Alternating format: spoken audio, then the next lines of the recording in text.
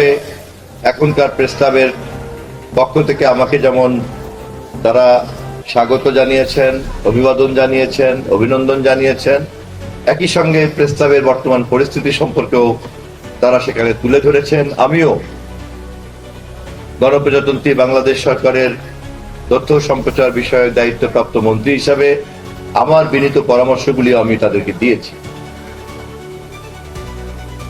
এবং পরবর্তীতে প্রেস ক্লাবের অন্যান্য সকল সাংবাদিকদের সঙ্গেও আমার কথা বলার সুযোগ হয়েছে। তাদের কাছ থেকেও আমি কম বেশি আপনাদের প্রেস ক্লাবের চিত্র পেয়েছি।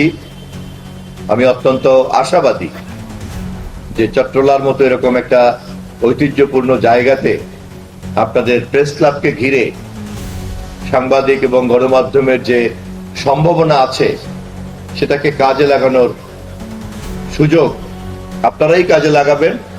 এবং আমি মনে করি আমাদের মুরব্বী আপনাদের এই চট্টগ্রামের অভিভাবক জনাব আমির খসরু মাহমুদ চৌধুরীর নেতৃত্বে আমরা ধীরে ধীরে প্রেস ক্লাবের সব ধরনের সমস্যা সমাধান করে আমরা এটাকে চট্টগ্রামবাসীর বিবেকের কেন্দ্র হিসাবে দাঁড় করতে পারবো ইনশাআল্লাহ।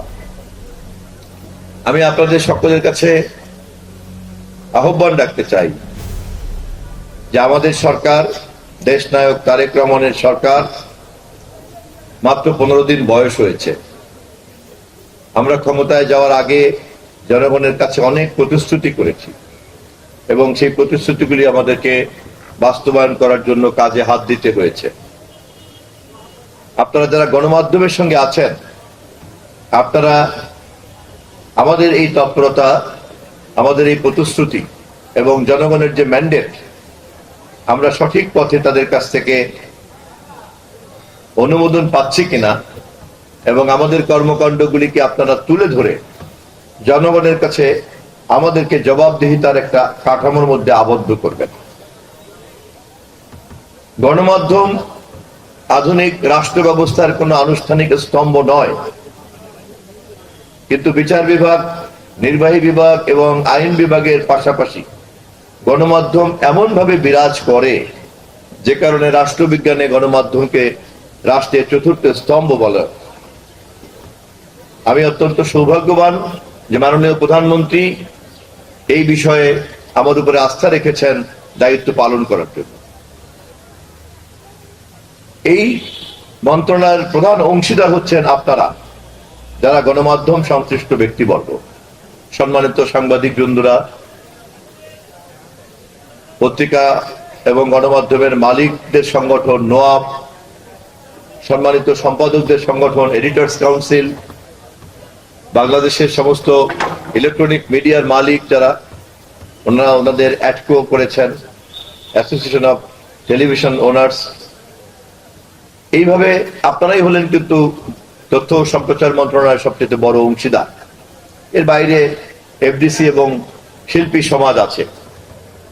একদিকে সাংবাদিক সমাজ আর একদিকে শিল্পী সমাজকে নিয়েই মন্ত্রীর দায়িত্ব আমাকে পালন করতে হবে। এবং আপনারা সকলেই অবগত আছেন যে গণমাধ্যমের মতো এরকম একটা ক্ষেত্র যেখানে আমরা চাই পরিপূর্ণ একটা স্বাধীনতা থাকুক এবং আমাদের নির্বাচনী প্রতিশ্রুতির মধ্যেই আমরা গণমাধ্যমের এই স্বাধীনতার কথা উচ্চারণ করেছি। আমাদের নেতা তারেক রহমান বারবার এই কথা বলেছেন। আবার একই সঙ্গে আপনারা জানেন, কোন স্বাধীনতাই যদি দায়িত্বের কাঠামোর মধ্যে আবদ্ধ করা না যায় তাহলে ওই স্বাধীনতার সুফল ভোগ করা যায় না। এবং অপরদিকে এই কাঠামো, জবাবদিহিতার এই সীমানা যদি আমরা একতরফা সরকার থেকে নির্ধারণ করতে যাই তাহলে অতীতের সরকারের সঙ্গে আমাদের কোনো পার্থক্য থাকবে না।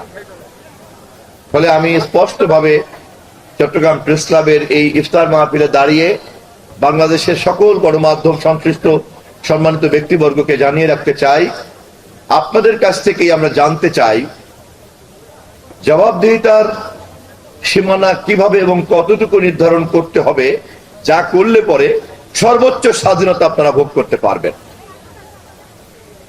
আপনাদের সর্বোচ্চ স্বাধীনতার জন্যই জবাবদিহিতার সীমানা আপনারাই নির্ধারণ করবেন।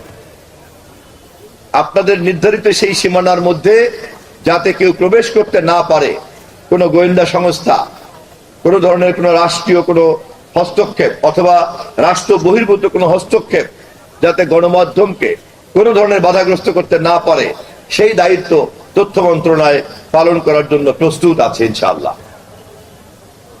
অতএব অতীতের অনেক তিক্ত অভিজ্ঞতার পরে আমাদের এই অভিজ্ঞতার আলোকে আমাদেরকে ভবিষ্যতে পথ চলতে হবে। আমি ইতিমধ্যেই মন্ত্রণালয়ে যোগ দেওয়ার আগেই জাতীয় প্রেস ক্লাবে গিয়েছিলাম। জাতীয় প্রেস ক্লাবের সভাপতি সাহেব এখানে আছেন, তিনি সহ নেতৃবৃন্দের সঙ্গে কথা বলেছি। বাংলাদেশের সবচেয়ে সাংবাদিকদের বড় সংগঠন বিএফএস এর মহাসচিব এখানে আছেন। সাংবাদিকদের অন্যান্য সমস্ত অ্যাসোসিয়েশনের সঙ্গে কম বেশি কথা বলছি। আমি ধীরে ধীরে আগামী 1-2 মাস কেবলমাত্র কথা শুনবো, সবার কাছ থেকে আমি কথা শুনতে একটা পর্যায়ে গিয়ে তারপরে আমি আপনাদের সঙ্গে মত বিনিময় করব আমাদের যৌথভাবে পথ চলার পথ নকশা তৈরি করার জন্য। তারপরে সেই পথ নকশা ধরে আমরা যদি প্রকৃত অর্থেই একটা স্বাধীন গণমাধ্যমের প্রাতিষ্ঠানিক রূপ দিতে পারি, তাহলে আপনারা কটায় আজান? আরো 2 মিনিট আছে, 5 মিনিট আছে আরো, তাহলে ঠিক আছে। আমাকে একটু 2 মিনিট আগে একটু মনে করে দিয়ে মোনাজাত ধরতে হবে তো, তাই না? তখন আমরা আমাদের অভিষ্ট লক্ষ্যে আমরা যেতে পারবো। আপনারা সবাই জানেন, আমি ইতিমধ্যেই দেখলাম যে সরকারের পক্ষ থেকে বিজ্ঞাপন বন্টন করার তেমন কোনো নীতিমালা নাই। এখানে সরকারি দলের দয়া দাক্ষিণ্য অথবা তোষামোদী করাটাই হয়ে গেছে একটা মাধ্যম। আমরা যে অনুদানগুলি দিয়ে থাকি বিভিন্ন পর্যায়ে বিভিন্ন ভাবে, সেখানেও কোনো নিয়ম নীতিমালা নাই। বিভিন্ন পত্রিকা ব্যাঙের ছাতার মতো তৈরি হচ্ছে। আমাকে অনেক পত্রিকার মালিক বলেছেন যে ব্যাপারে নীতিমালা থাকা দরকার। একটু আগেই আমাদের দৈনিক আজাদীর সম্পাদক সাহেব আমার পাশে বসা, আমি ওনার কাছ থেকে পরামর্শ নিচ্ছিলাম ওনার পত্রিকার সম্পর্কে বলতে গিয়ে। উনি নিজেও বলেছেন যে এত পত্রিকা হলে তো সরকারের পক্ষে সবগুলি ওইভাবে দেখভাল করা সম্ভব না।